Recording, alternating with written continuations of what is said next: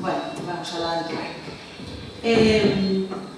Bueno, eu darvos as grazas porque, aínda que non paguedes nada, é un prestixio estar aquí, é unha charla na universidade, neste sitio, e realmente non hai ocasión. É a primeira vez na miña vida que vin unha charla así un foro deste tipo. E, bueno, cando Carmen me dixo o título da mesa redonda, o xornalismo na encrucillada, pois, claro, era un pouco xenérico porque hai que pensar a que se refire sobre encrucillada, a ver por onde tiras e tal, e ocurriron non solamente dous camiños. Dixen, bueno, pois estamos na encrucillada é por dúas cousas. Polo tema de moda, que é a crise económica, que todos os días hai noticias sobre a crise e sobre os recortes que nos están facendo día a día, que parece que calquer día nos íamos quedar xa sin cabeza. E outro é Internet. Internet que está aí, que devora todo e tamén está devorando os medios de comunicación, creando a súa vez outros medios novos. Entón, eu diría que aí xuntanse eses dous camiños e na encrucillada está o xornalismo. Vamos a empezar polo primeiro, que é o da crise.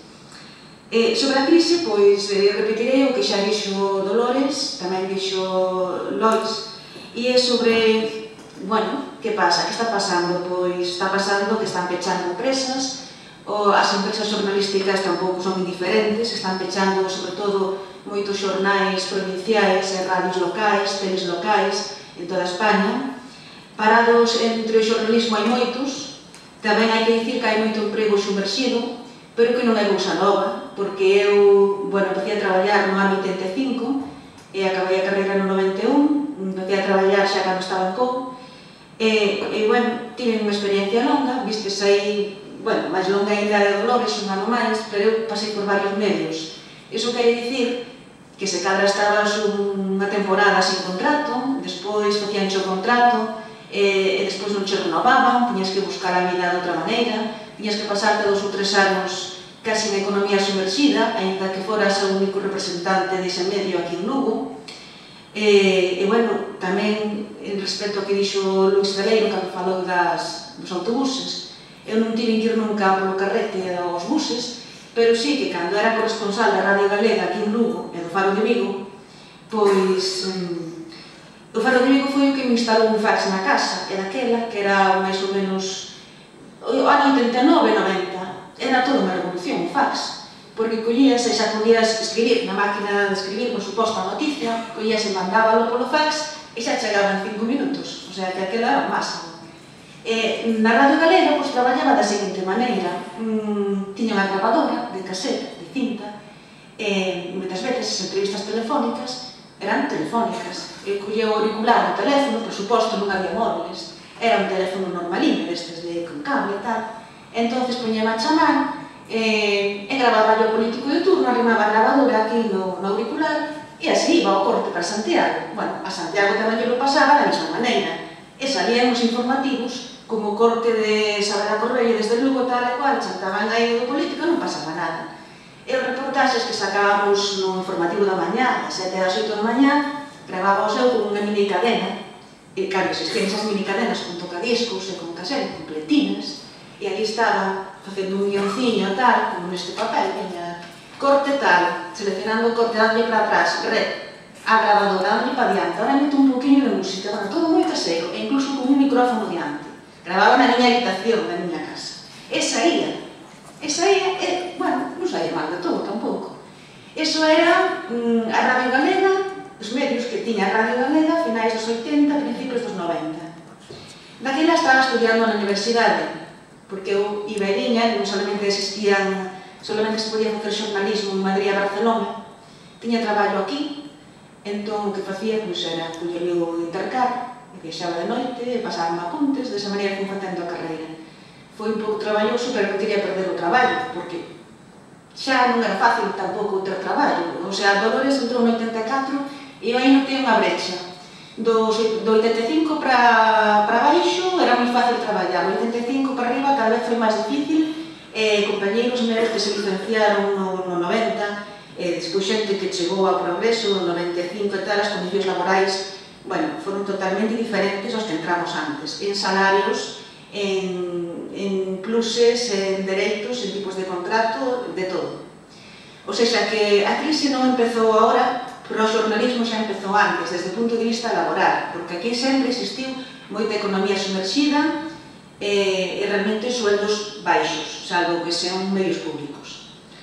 Entón, bueno, xa perdi un fío, xa me sei por un día, estábamos falando da maneira que tiñamos de traballar.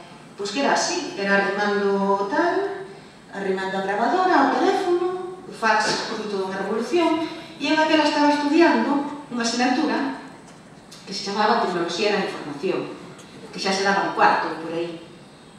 A min facíaseme moi árida porque o temario abarcaba desde o que se facía daquela nos periódicos, que era maquetar, pero a mano, con unha revista que se chama tipómetro, que na teño na casa, en cíceros, que era como se medía, que era como os centímetros, pero aplicado ao periódico, non? Entón, ti tiñas que ser diseñador, porque tiñas que diseñar a página, tiñas que calcular os caracteres que ibas a escribir na máquina e ver as líneas, o sea, cantos caracteres se cabían por cada línea. E en base a eso, o sea, primeiro facías como un extracto mental da información que tiñas na cabeza. E, bueno, isto daría metido a 5 columnas, número de líneas, traballo de resumen, de reflexión e tal. E despois o diseño. Eu teño unha foto aquí, titular aquí, tal e cual. E, bueno, todo eso era difícil, además, eu recordo que eran como problemas. Titula unha noticia, 3 columnas, con 340 caracteres, la foto deste tamaño, tal e cual. Era super difícil, a mí podía ser complicadísimo. No progreso había xa maquetistas, entón iso facíalo eles. Eu estive ali un verán facendo prácticas de maquetación con eles, que non tiña nada que ver co xornalismo, era simplemente diseño gráfico. Pero, bueno, fixen falta porque me era dificilísimo entender eso. E tamén, por outra banda, estudiábamos en tecnoloxías da información, pois, cousas como, por exemplo, que iba a existir unha rede de redes que se chamaba Internet, que podías enterar todo, pois eso, rapidamente, ou mandar un mensaje, así, por vía aérea, rapidamente, a outro lado. A mí parecía ciencia ficción, pero chapeño. Igual que a memoria RAM, ROM, tal, ordenadores, vale, os ordenadores daquela casi non existían. Era como os móviles, eran os aparatos. Bueno, vos non lembrades nada disto, pero a xente que está por aquí máis... Uns cacho aparatos, aqueles móviles de principio, a mí o primeiro que me regalaron foi no ano 95, regalaron os compañeros do traballo. E ainda xa era grande, bueno, xa era un lujo. E, bueno, quero dicir, eu son máis nova que Luís, pero realmente traballei con uns medios a principios dos 90, a principios dos 90 que ahora parecen prehistóricos. E tiven constancia de todo isto ano pasado, cando foi unha roda de prensa ao Concello, no verano. E claro, no verano hai moita xente de prácticas, todos son xente de 20 anos, por aí. E eu teño unha grabadora de hai, pois, non sei, pero probablemente 15 anos, mirados 90, va. Unha grabadora que é deste tamaño, ten unha cinta de casete. Para que iba a tirar? Porque realmente a mí fai o abrir igual, eu collo e gravo perfectamente, abrir para atrás, abrir para diante, e non necesito máis, estou nun medio escrito que non estou nun medio audiovisual. Plantinale, en medio dos outros aparatos que había por ali. E unha rapaza moi espabilada vai dicirme, oh, que es eso? E eu dixen, como non conoces isto? É a grabadora, pero que es eso que tiene dentro? É unha cinta de casete. Nunca lo vi. Quedei e dixen, bueno, aquí sí que hai unha brecha xeneracional importante. E, bueno, nós pasamos por todo iso. Vámonos acostumbrando. A situación actual de crise, pois, a nivel laboral, pois, non é nada halagüeña. Aquí, bueno, a verdade é que teño que dicir que no progreso, de momento, non se notou. Non se notou, e creo que iso é bom porque é unha empresa pequena, é unha empresa familiar, se cadra en outras empresas máis grandes, se notan máis estas historias. Tamén temos as esquelas, que nos, no momento, as esquelas funcionan, entón tamén é un recurso. Pero sí que baixa a publicidade, entón baixan as suscripcións tamén, e entón, pois eso é un problema que temos aí os xornalistas, pero, bueno, eu creo que é generalizable a casi todas as empresas hoxe en día que baixan os ingresos por todas partes. Que pasa no xornalismo? Que, bueno, que cando baixan tanto os ingresos de publicidade, de suscripcións, quedannos as axudas externas. As axudas externas sempre existiron, son as subvencións que existen nos medios de comunicación.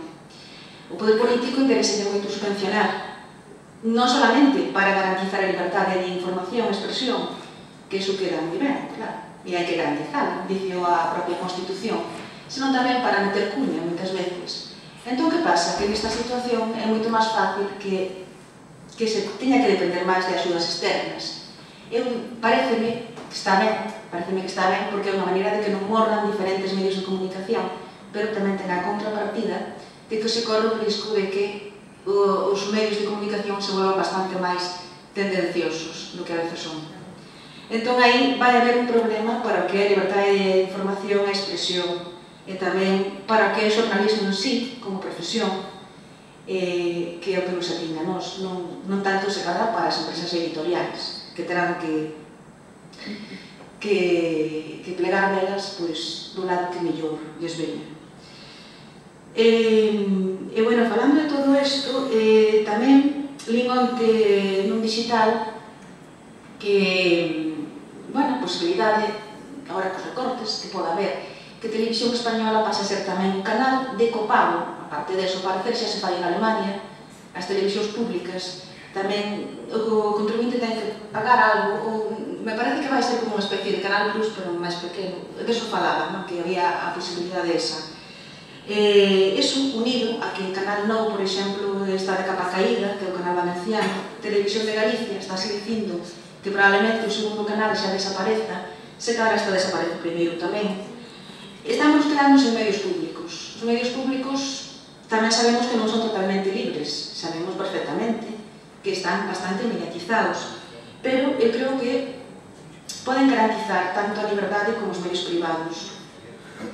Pode haber máis equilibrio, polo menos hai máis control. Unha empresa privada é dun dono, entonces aí hai menos control. E o que me parece a min é que, claro, coa caída dos medios públicos, os medios audiovisuais, pois, que se vai producir? Pois, unha reducción da liberdade de expresión e de información. E o que dicía antes Caleiro, que a información era un ben público, pois isto pode chegar a desaparecer tamén non lo poden recortar. Eu creo que nun momento de crise como a actual, onde precisamente se necesita que se escoiten moitas voces da xente, precisamente dicindo, bueno, preparándolle os pés a esa globalización económica que nos está invadindo, pois é importante que subsistan os medios de comunicación. Para que dunha maneira ou doutra, aínda que sexa pois mediatizado, saian á luz esas voces. Se non existen, pois xa é o último, non? E falando disto, pois tamén me acordei do rei, acordeime da corona, do chiste do roto, de sacacho corona para tan pouca cabeza. E é a primeira vez que o rei que pida desculpas xa é algo, un paso de xigante na democracia española. Pero é que hasta agora nadie lle podía tocar ao rei. En todos estes anos, casi non se podía falar co rei. Nunca houve unha información, salvo no jueves, nunca houve unha información que fora en contra do rei. E creo que a reacción do rei estuvo motivada, pero non solamente por eses comentarios que salieron en prensa, esas voces políticas disidentes e tal, que se atreveron a dicirlle ao rei que hasta aí podíamos chegar. O fundamental foi a liberdade que se respira en internet e nas redes sociais. As redes sociais son moi boas porque permiten a xente expresarse, non facer uso dos medios habituais de comunicación. Tú meteste no Twitter e colles, mandas ali o teu tweet e expresas a tua opinión. Entón, non é solamente ti, é outro. Ao final vaise creando unha corrente de opinión e acaban convertíndose en líderes de opinión. O movimento 15M quizás sucedeu ano pasado un pouco derivado deso. Eu agora pregunto onde estará o 15M, porque desapareceu de repente e agora é cando máis falta faría. Pero eu creo que o rei realmente, pois eso, o sea, a presión que viviu en internet, pois en Twitter, foi determinante. E iso significa que as redes sociais están xogando tamén un papel que tiñan hasta o momento os medios de comunicación. Entonces, aquí chocamos con internet. Internet contribúe á crise da prensa pola caída de ingresos que lle supón a nivel de suscripcións. Sobre todo, se a xente ten que pagar polo periódico en papel, é moito máis fácil entrar no Google e consultar a prensa de todo o mundo, de o que queira. Agora empezan a cobrar os activos, xa empeza a tal, pero ainda así resulta moito máis barato.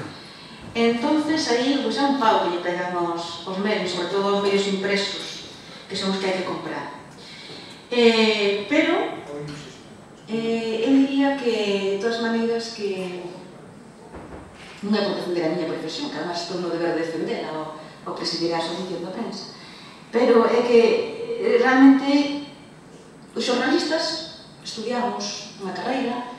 Aparte de estudiar a carreira, pois vamos aprendendo día a día cos paus que levamos. É unha cousa, a veces, que cometes un error e dices, pois, verdad, enfoquei no mal, fixo desta maneira, de outra. É un oficio como outro calquera. Entón, eu creo que calquera que se meta na rede, empece a bucear e empece a facer un blog, empece a publicar noticias, que non pode ser comparable o traballo desa persoa coa dun xornalista profesional. Que ele pode enterarse antes dunha noticia que a ti? Pois sí, porque iso pasa, porque estás na rúa e contache un veciño, e se cada estás ao lado do xornal, os do xornal non se enteran e o veciño sí. Iso é moi fácil, que meta antes a noticia que a ti tamén. Que colla con un iPhone destes que grava un vídeo antes de que chegue a cámara de televisión ou o fotógrafo do xornal, tamén pode ocurrir, porque iso é tamén estar ali no sitio, da oportunidade, casualidade, moitas cousas.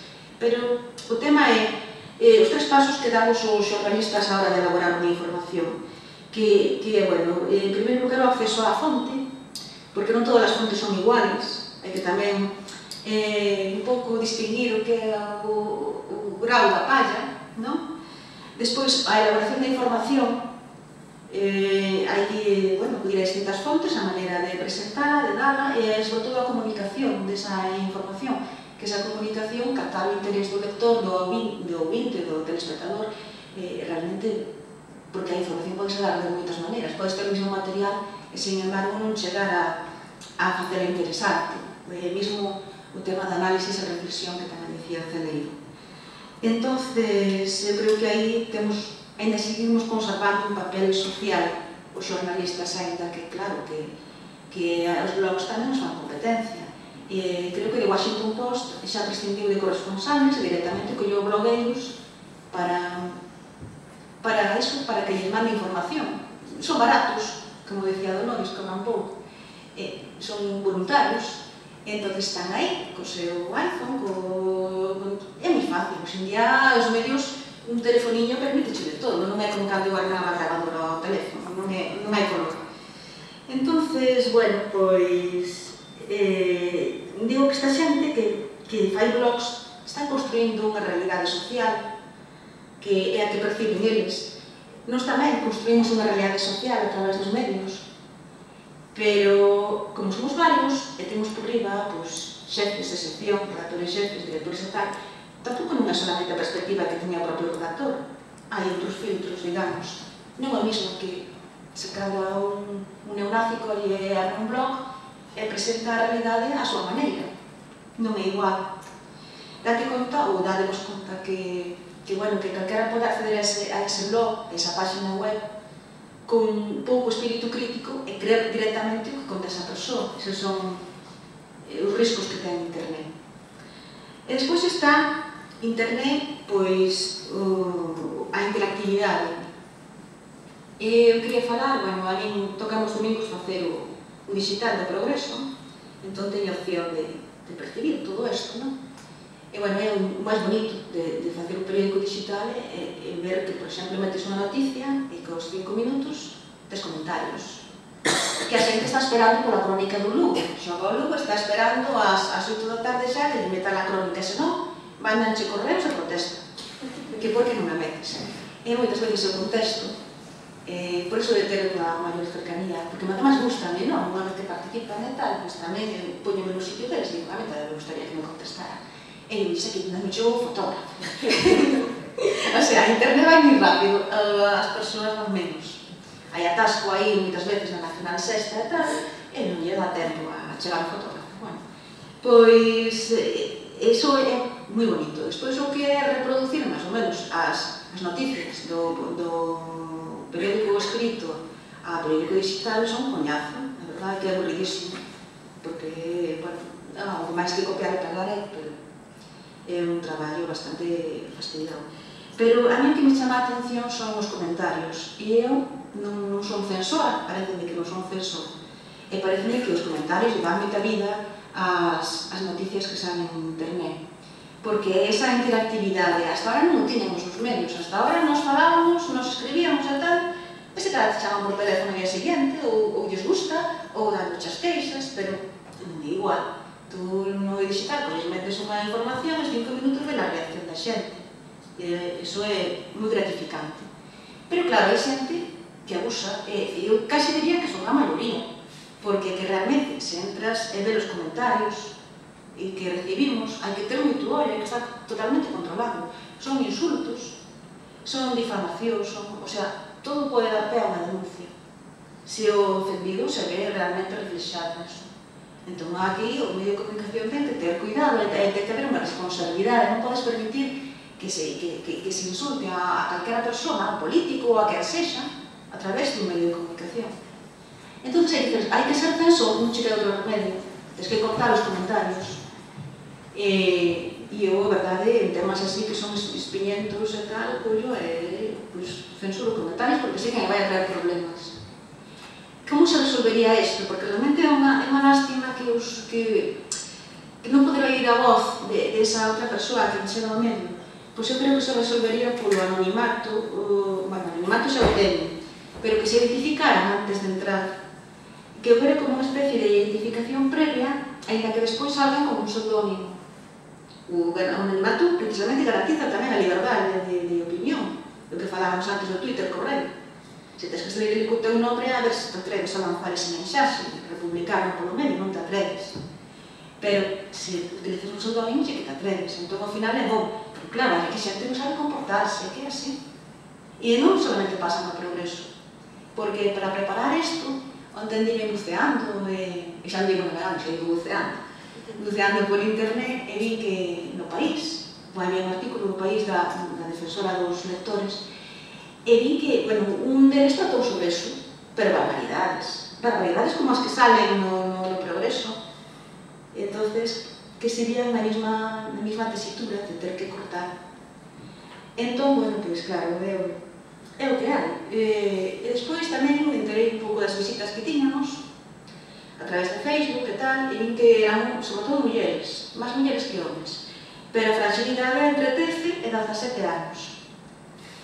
O sea que esas son a maioría dos lectores que ten un progreso en formato digital. E aquí non sei se vincular o que decía Celeiro, que decía que, el falaba do ensino, de que os chavales que teñen moitas cosas na cabeza, que les gustan os gráficos, claro, tamén estamos nese camiño. E non está mal que o periódico se dedique a reflexionar e analizar, que é o que lle queda, eu creo.